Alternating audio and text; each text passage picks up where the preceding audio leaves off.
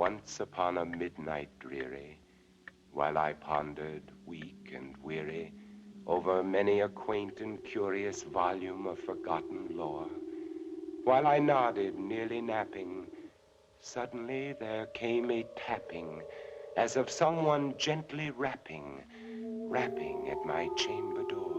The poem The Raven by Edgar Allan Poe is one of the most famous poems and pieces of literature ever. It's inspired many other writers, painters, and filmmakers for generations. The short piece about a man grieving over his dead wife and the talking raven, a bird commonly associated as a symbol of death, is heavy and impactful, but what's also interesting is that there's two film adaptations of this poem, one in 1935 and the other in 1963, and they are quite different from each other, while also being quite different from the poem they adapted, but they have two things in common. One, the name, and two, they both have Frankenstein. Well, the actor who played Frankenstein in the 1930s classic Frankenstein, Boris Karloff. The films are both wild adaptations of the short poem. Well, the 1935 one isn't even an adaptation. It just has the same name, and the main character played by Bela Lugosi, despite being billed second to Karloff and paid half of his salary, also known for Dracula, just has an unhealthy obsession with the author, having an extensive collection of his books and other Poe memorabilia. The 1935 movie is about a retired surgeon who is the best in the business, and after being convinced by a judge to save his daughter, who was just in a terrible car accident, who can only be saved by him, does so and becomes infatuated with the girl.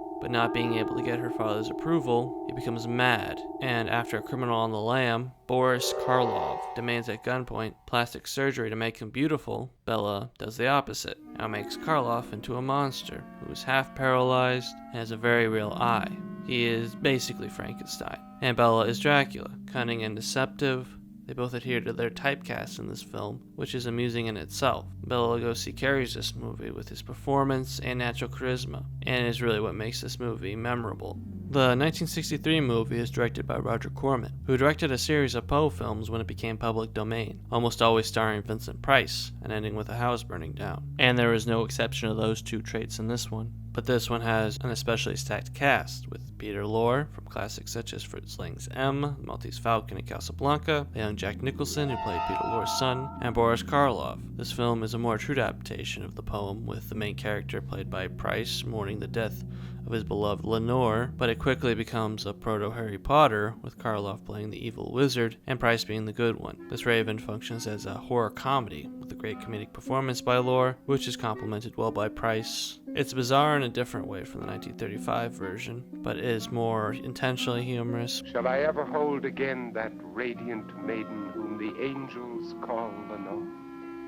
How the hell should I know? While the other one has its moments and some unintentional ones. Yes, I like to torture.